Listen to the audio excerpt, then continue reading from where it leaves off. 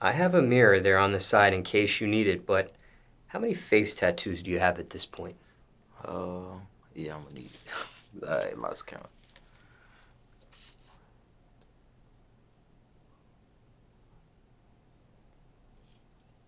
About like 8. 8 face Yeah, 8 tattoos. faces. And for time reference, it's September 2021 now. Are you able to share any of the meanings behind your face tattoos with us today? Oh yeah, for sure. And take your time. All right. This one, the red. It says, "I shall prevail." It's just I shall prevail. I shall overcome anything that any obstacle that's in my way, anything to come. Well, not I forgot about the eyelids and stuff. But this is my daughter's name. This is actually my first face tattoo, so it's probably the most meaningful tattoo to me. Um, this is Allah in Arabic, because I'm Muslim. Um, OT, OneTrip, it's just the abbreviation for it.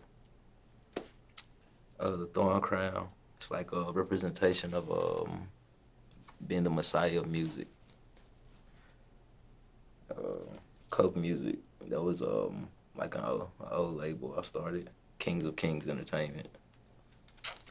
The coca leaf and cocaine, it's because I sold a lot of cocaine, done cocaine too. Marcy, that's my stepmom. It's like my second mom. Then you got the crescent moon and star. It's another Islamic reference. And then the rock star with the rock star hand with the star. It's just a rock star lifestyle. And I got the blue rose, which blue rose is eternity and like immortality and stuff like that. Okay, now I want to dissect some of these tattoos a little bit further. When it comes to your very first face tattoo, do you remember what age you were? I was 21. Yeah, 21. And how soon after your daughter was born do you actually get that on your face? Actually, I got it. What is it before? Either right before she was born or like a couple weeks after. I can't remember for sure. Care to share her name? Messiah. And was that a name you actually come up with? Well, actually, her mother chose the name, but she chose it because she knew that I would like it. Now, when it comes to religion, you did mention you're a Muslim. Yeah. Is it a certain branch or sect you follow? No, because like the original Islamic teachings, there shouldn't be any division in Islam. So like all the sects and stuff is not the true followings, even though some of them do have the right intentions, but there's no division. I don't really look at sects and stuff like that. When it comes to Islam, why that for you? Because all right, it's kind of stereotypical. You get locked up, you become Muslim, whatever. But big thing about that, like when you locked up, you got nothing but time, and time comes a lot of reading. When you read, you learn a lot of stuff and stuff like that. So I read about all religions just about in there. 'Cause, I mean, there's really nothing else for me to do, and I'm not really a big reader, so I wanted to read something that had like some meaning to it, something that might give me some kind of insight, and that is stuck out to me. It was like the most organic religion of all of them, for one, and it wasn't what I thought it was growing up. What I was told it was completely different. And my family's mostly Christians. I was brought up in a Christian bringing, and it's not as different from Christianity as most people may think. Now, when you were raised to follow Christianity, was this under the roof of your mother or your father, both, or another parental figure? Both, my mother, my father, more so my mother's side, though. They're more religious than my father's side, I would say. But yeah, it's under both. When it comes to being raised under Christianity initially, was it a certain denomination under Christianity your family was raising you as? Or was it just Yeah, Christianity generally speaking? I guess more so Baptist. Okay. Yeah. All right. Now, because you do follow Islam and your family was raising you as a Christian, what is their reaction towards that change in your life? I mean, I come from a very accepting family. So, I mean, like, even though they might not agree with the decisions I make or whatnot, they're not, like, going to turn their back on me or shun me out. you know, they might give me their opinion or, you know, their little speeches about how they might feel I'm making a wrong decision or whatnot. But at the end of the day, they understand it's my choice. And, you know, they might say something like, oh, reiterate it here and there, but just out of, you know, them caring and that's what they feel is right, so that's what they're going to do. But at the same time, it's not a big of an issue because, you know, they understand I'm an adult, I make my own decisions, and they just love me for me. So it didn't create a rift between Not at your all. parents? Not at all. And care to share what age you were at the time when you make this change in your life? I was probably like 24. And you mentioned prison. Yeah. Care to share what you were locked up for? Possession of cocaine with intent, other drug charges, Xanax, ecstasy, marijuana. But the cocaine with intent was the only thing. No, the possession. I had an intent too, but the intent didn't stick. The possession is the reason I'm a convicted felon, though. And was this state prison, federal prison? State. And care to share what prison you were actually located at? So I was in this prison program called RSET. So it's like you actually go to a prison, or you're in a prison environment or whatnot, but it's usually like in an annex building. And I was at Walker State, which is now a faith-based prison. It's in like Northwest Georgia, but I was at the annex RSET program there. And did you share how long you did there? 10 months total. Okay. And was that the actual total of the sentence, or were you able to get out earlier than what the sentence was? No, I actually got out late because it's supposed to be a 9-month program, but I had got in trouble for possession of contraband tobacco, and I actually ended up doing the extra month. And I did 5 months in the county before that, so like the total stint of the whole bid was like 15 months.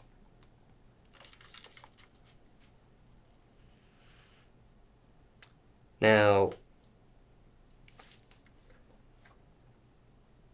back to your tattoos. When it comes to music, what genre of music do you consider yourself? Hip hop, rap, I guess somewhat mainly trap, but I try to stay diverse with it, and you know, be kind of popish and just do what something different.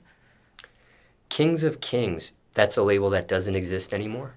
Not necessarily. No, it doesn't necessarily exist anymore. No, I mean, not it doesn't because like I don't go under it anymore. But I mean, it's still a part of me, kind of. Because I mean, the meaning of it or whatnot is I still kind of live by the meaning or whatnot, and love the meaning of it. But I kind of got something else going on with my brothers. Care to share the meaning of Kings of Kings at the time when you created it? All right, so it's coke music. Like I said, I sold a lot of cocaine and stuff, so it was a big thing. But it's coke with a K. And K, Kings, O, of, K, Kings, E.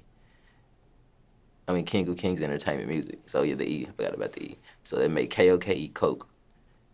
And so just like Kings of Kings, like, you know, the king of all kings. So it was an acronym? Yeah, it was an acronym. Okay, got you. All right. And that was something that you created or somebody coined for you? That was something that I created. Okay. And why did that label end, or why did that? I mean, I ain't gonna say it ended. It just more so kind of transitioned to one, because Kings of Kings Entertainment was like my thing, and then you know my brothers and them, they kind of got into music and stuff like that too, and we just kind of transitioned to more so a group thing. It's something that we all agreed on, and something that we all were a part of. Is there a name of this group? Yeah, OneTrip. Okay. Now, what's the story behind that name? So the name OneTrip because it comes from like, all right, so one day we were just taking out groceries or whatnot, and you don't want to keep going back and forth. You just want to get as much as you can to make one trip. So that's how the name came about, and then from there we just kind of applied it to like, made it bigger than just groceries. Now, this was a name you come up with personally, or someone coins for it? Well, we came up with it as like a whole, like we own it or whatnot, but like nobody came up with it for us, and I didn't necessarily just come up with it on my own. It was like me, my brother OneTrip Sante, my brother OneTrip Sleepy. Like we kind of came up with it the day of the whole little grocery situation. When you use the phrase brother, are you just using the phrase, or these are biologically brothers that are related to you? Yeah, OneTrip Sante is my biological brother. OneTrip Sleepy, he's like a brother, and known him all my life mostly. When it comes to Sante. Yeah, sorry. Yeah. When it comes to Sante, how far apart in age are you guys? With 3 years. You're older? Yes, sir. Okay. Who was rapping first? I was. Okay. And same mother, same father for both? Same mother, different father. Okay. When it comes to your stepmother, is she still alive? Yeah, she is. Okay. Sometimes when people get tattoos of a person, it's when they've passed away. Yeah. And sometimes it's when they were alive. For you, why tattoo while they're alive? It's just how much I care about them, really. I mean, because I'm like more so, don't wait till somebody's gone to show them you love them. Like, show them while they're still here. It's more meaningful that way. And I have like a lot of people I care about tattooed on me.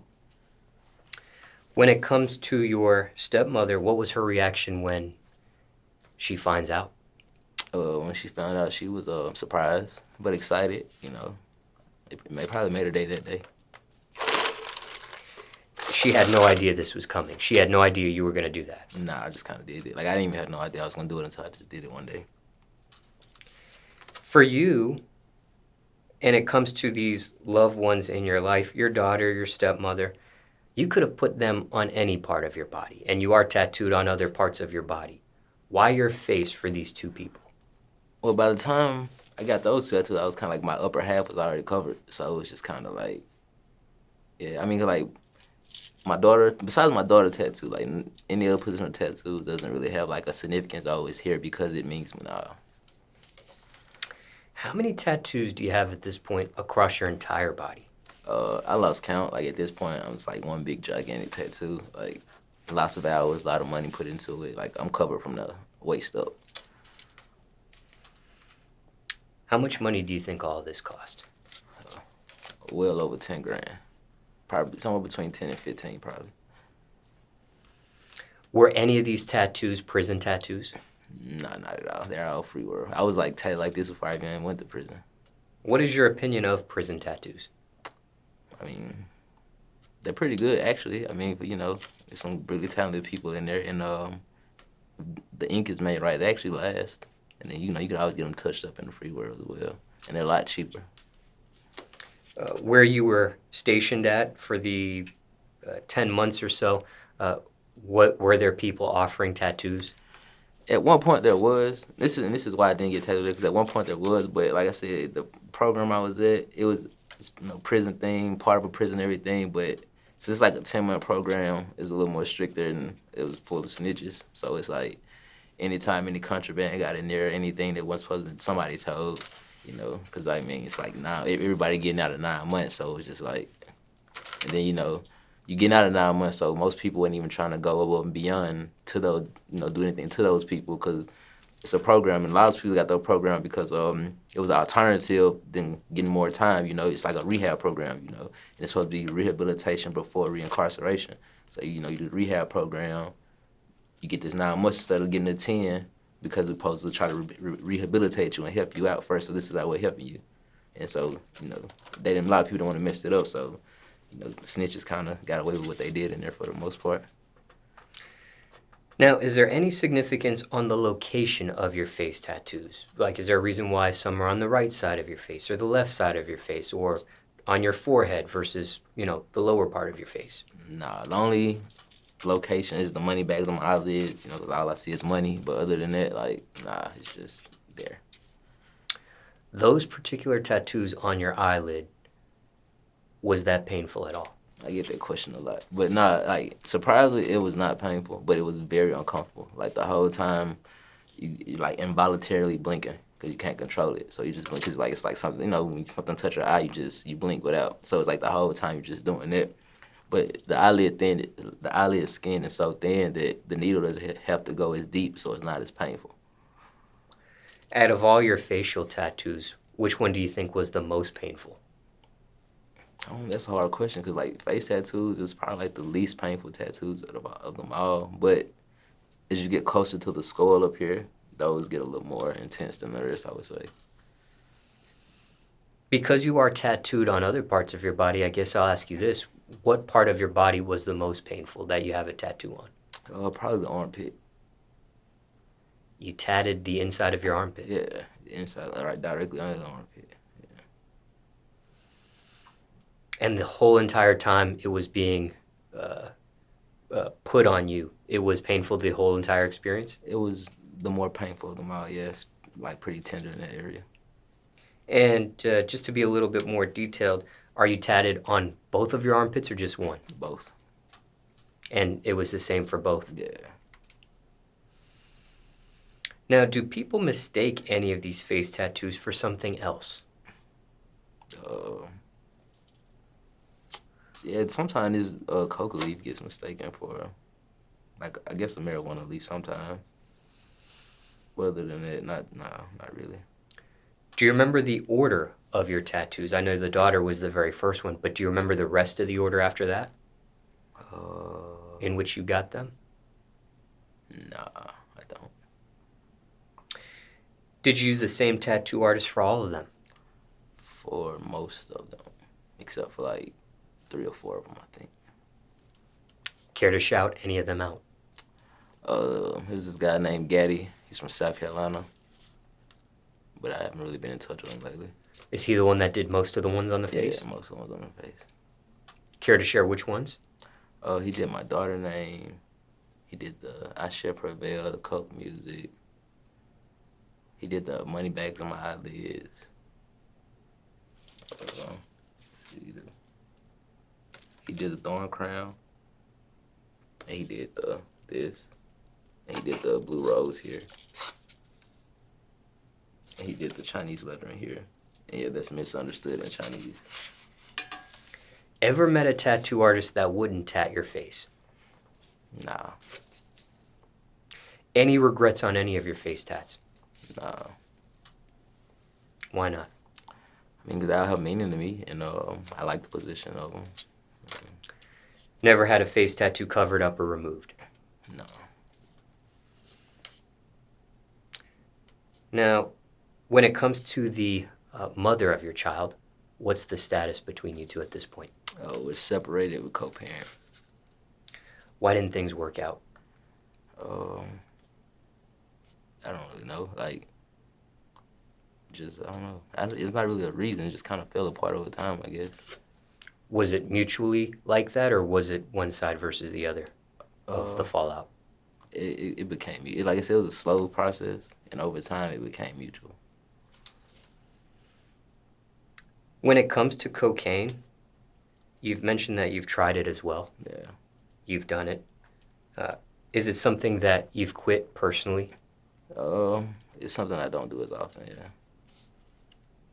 Is it something you're addicted to? Nah, I have never been addicted to anything.